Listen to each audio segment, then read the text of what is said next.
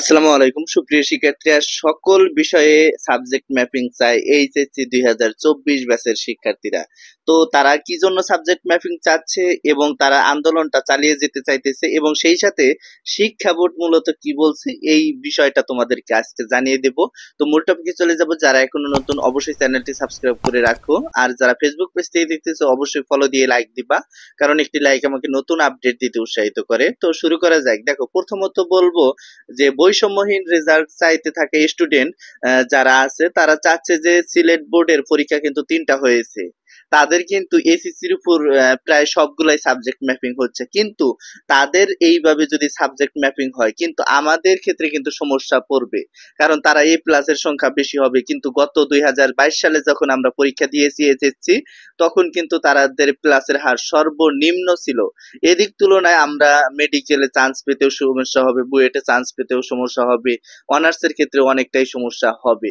সেক্ষেত্রে আমাদের যদি সকল বিষয়ে সাবজেক্ট ম্যাপিং করে এসিসির উপর ডিপেন্ড করে, তাহলে দেখা যাবে সকল শিক্ষার্থী একটা সিচুয়েশনে থাকবে না, একটা ভালো একটা রেজাল্ট দাঁড় করাতে পারবে।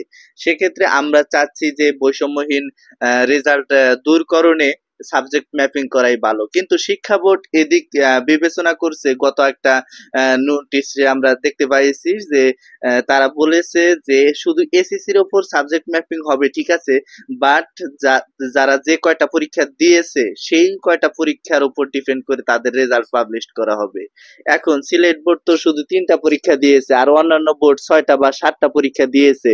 সেক্ষেত্রে তাদের কিন্তু রেজাল্টের উপর অনেকটাই প্রভাব পড়বে। এবং সিলেট বোর্ডের যে শিক্ষার্থীরা আছে, তারা কিন্তু বাংলা, ইংরেজি, আইসিটি এই পরীক্ষা দেওয়ার কারণে তারা কিন্তু পাশের হারটা বেশি থাকবে। এইটা কিন্তু অনেক বোর্ডের শিক্ষার্থীরা চাচ্ছে না, তারা আন্দোলন করতে চাচ্ছে যে আমরা এইটা চাই না, আমরা প্রত্যেকটা বোর্ডেই যেন সমতুল্য ভাবে দেখা হয়, তাদেরকে ভালো চোখে দেখা হবে, আমাদের খারাপ চোখে দেখা হবে, এইটা যেন না হয়। এখন আমি তোমাদের উদ্দেশ্যে একটা কথাই বলবো যে তোমরা আন্দোলন করবা কিনা এটা তোমাদের ব্যক্তিগত ব্যাপার, তবে বোর্ড কর্তৃপক্ষ যে সিদ্ধান্ত নিবে তারা কিন্তু সিদ্ধান্ত পাল্টাবে না, পাল্টাতেও পারে, সমস্যা নাই। তোমরা যখন আন্দোলন করেছিলা যে রেজাল্টের জন্য, তারা কিন্তু তোমাদের আন্দোলনটা গ্রহণ করেছে এবং সেই অনুযায়ী তারা রেজাল্টটা পাবলিশ করেছে, অর্থাৎ তারা পরীক্ষা প্রত্যাখ্যান করেছে।